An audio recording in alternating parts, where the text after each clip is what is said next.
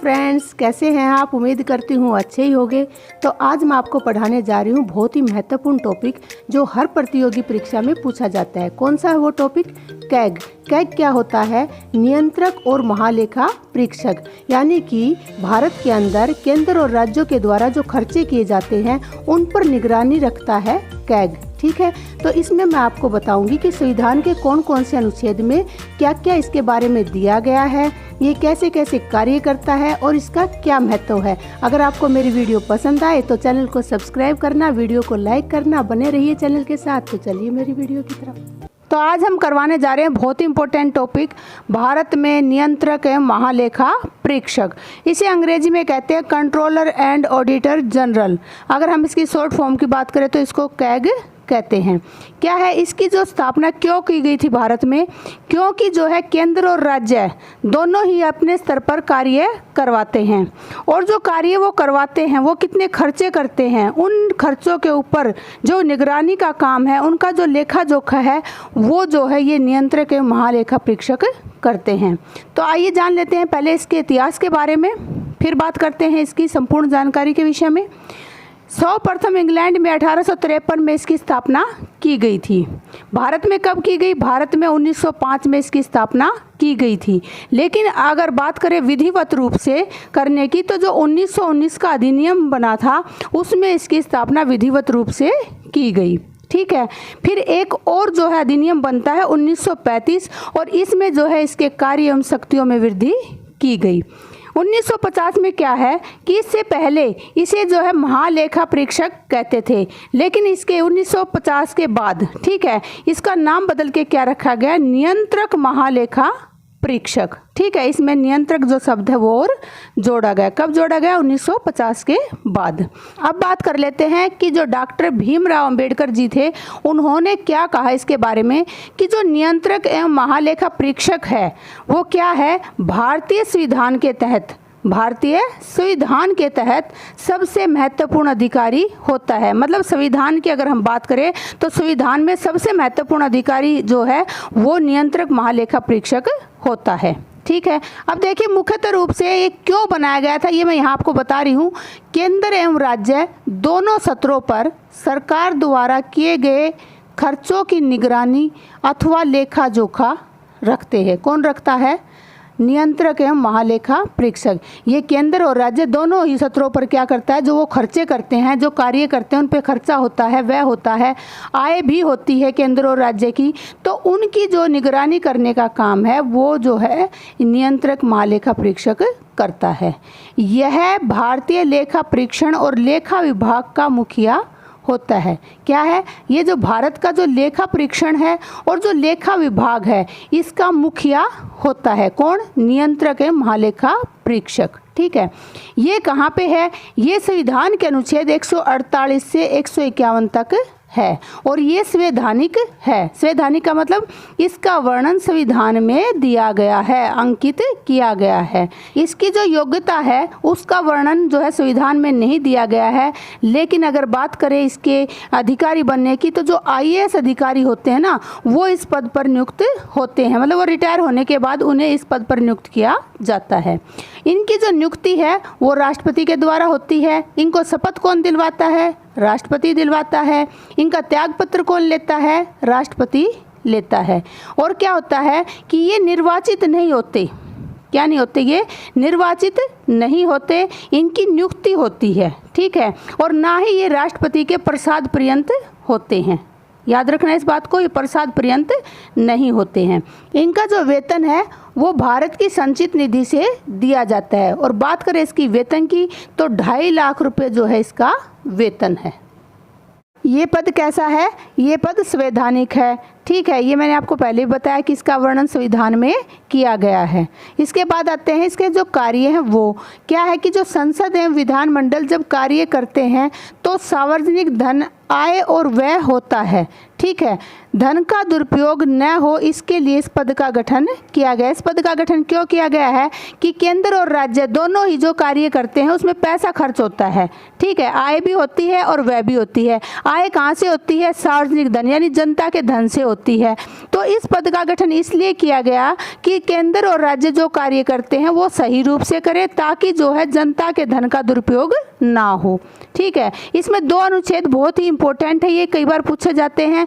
अनुच्छेद 148 ये किस लिए है? ये नियंत्रक महालेखा परीक्षक के पद के लिए है, ठीक है, इसमें इसका पद का वर्णन किया गया है।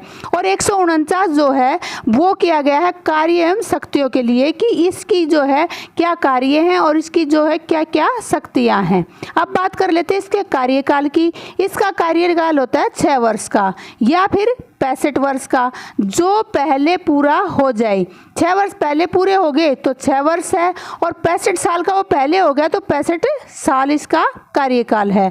अब एग्जाम्पल के माध्यम से बताती हूँ कि मान लो कोई व्यक्ति इस पद पे 55 वर्ष की उम्र में लगा, ठीक है, 6 वर्ष लग गए पद पे, कितने साल का हो गया ये? 61 का। तो यहाँ तो करेगा वो 6 वर्ष पूरे, ठीक है।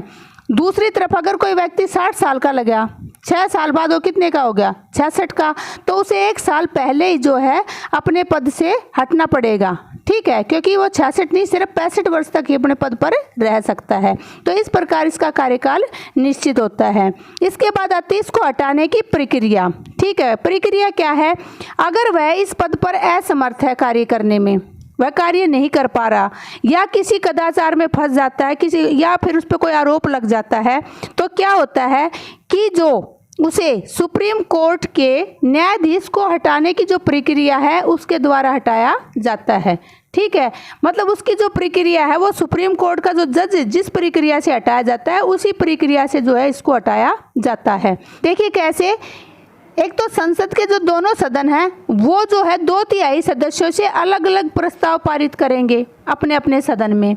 फिर एक कमेटी बनेगी, ठीक है, वो कमेटी क्या करेगी? वो उस आरोप की जांच करेगी। जांच के बाद अगर जांच में आरोप सिद्ध हो जाता है कि भाई ये आरोप इसने किया है या ये असमर्थ है, जो भी है, आरोप सिद्ध हो जाता है तो राष्ट्रपति के सिग्नेचर के साथ ही उसे पद से हटा दिया जाता है। तो उस पर लास्ट में राष्ट्रपति सिग्नेचर करेगा और जो है उसे पद से हटा दिया जाएगा। देखिए जो ये लोकतांत्रिक व्यवस्था है इसके 4 रक्षक माने जाते हैं, 4 स्तंभ माने जाते हैं, और वो कौन कौन से हैं? सबसे पहले आता है नियंत्रक एवं महालेखा परीक्षक, जो कैग है ये उन 4 स्तंभों में से ही एक माना जाता है। दूसरा है निर्वाचन आयोग, तीसरा है सर्वोच्च न्यायालय और चौथा है सिविल सेवा, ठीक है। तो कहने का क्या मतलब है कि लोकतांत्रिक व्यवस्था को अगर सही रखना है, बचा के रखना है, तो हमें जो है इन 4 स्तंभों को ठीक रखना होगा। इन्हीं के माध्यम से लोकतांत्रिक व्यवस्था को बचाया जा सकता है। अब हम पढ़ते हैं कार्य वितरण। देखिए राज्य जो है, राज्य के अंदर नियंत्रक और महालेखा जो परीक्षक है वो लेखांकन और लेखा परीक्षण दोनों कार्य करता है, ठीक है। और केंद्र के अंदर 1976 से पहले तो ये दोनों काम करता था, लेकिन बाद में जो है ये जो केंद्र के अंदर जो है सिर्फ लेखा परीक्षण का काम करता है। अब आप कहोगे लेखांकन और लेखा परीक्षण क्या होते हैं? तो लेखांकन में होता है व्यय कितना हुआ, कि राज्य के अंदर कितना व्यय हुआ और केंद्र के अंदर कितना व्यय हुआ, इसका परीक्षण। और लेखा परीक्षण क्या होता है कि जो व्यय हुआ है वो सही हुआ है या नहीं हुआ है, उसकी जांच इसमें की जाती है, ठीक है। तो राज्य में जो है अब भी लेखांकन और लेखा परीक्षण दोनों होते हैं, और केंद्र में 1976 के बाद सिर्फ लेखा परीक्षण का कार्य होता है। देखते हैं कि वर्तमान में जो है नियंत्रक एवं महालेखा परीक्षक कौन है? तो ये है गिरीश चंद्र मुर्मू, और जो प्रथम थे, कौन थे प्रथम? प्रथम थे नरहरि राव जी। ये प्रथम नियंत्रक एवं महालेखा परीक्षक बने थे। इन्हें शॉर्ट फॉर्म में कैग कहते हैं। तो अब तक हमने पढ़ा अनुच्छेद 148, जिसमें हमने पढ़ा नियंत्रक एवं महालेखा परीक्षक के पद के विषय में। अब हम पढ़ेंगे अनुच्छेद 149, जिसमें हम पढ़ेंगे इसकी कार्य एवं शक्तियों के विषय में। सबसे पहले बात कर लेते हैं हम इसकी पहली शक्ति के विषय में कि देश की वित्तीय प्रणाली पर नियंत्रण। देश में कितनी आय हुई, कितना व्यय हुआ, उन सभी के ऊपर नियंत्रण कौन रखता है? नियंत्रक एवं महालेखा परीक्षक। अब एक विशेष बात मैं आपको यहाँ पे बता दूं कि केंद्र और राज्यों का एक ही नियंत्रक एवं महालेखा परीक्षक होता है, यानी कैग होता है। इन दोनों के अलग अलग नहीं होते हैं।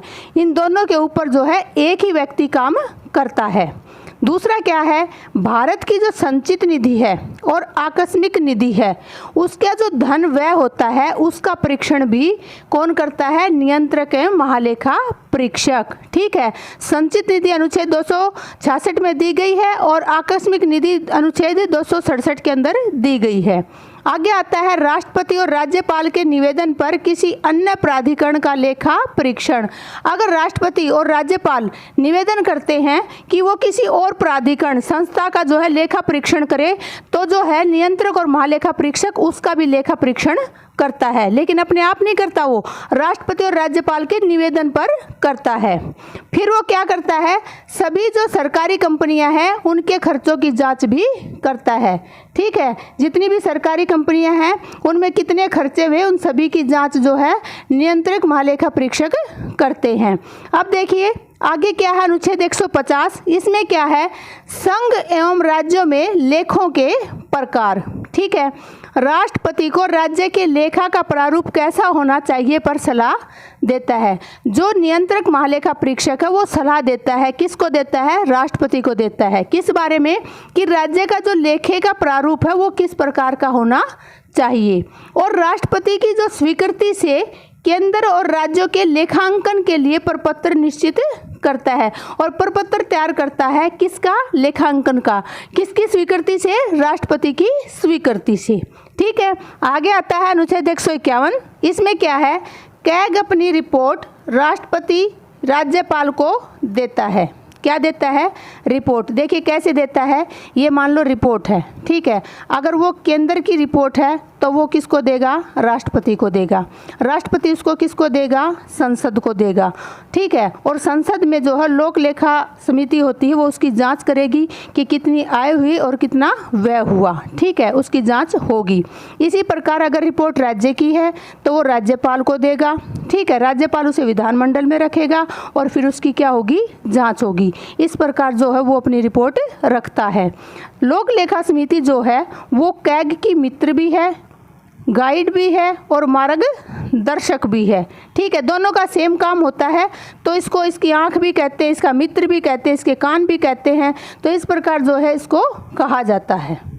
थैंक यू मेरी वीडियो देखने के लिए। अगर आपको मेरी वीडियो पसंद आ रही है तो चैनल को सब्सक्राइब करें, वीडियो को लाइक करें और सबके साथ शेयर करें ताकि सभी इसका फ़ायदा उठा सकें। मिलती हूँ अगली वीडियो में। Bye bye, take care.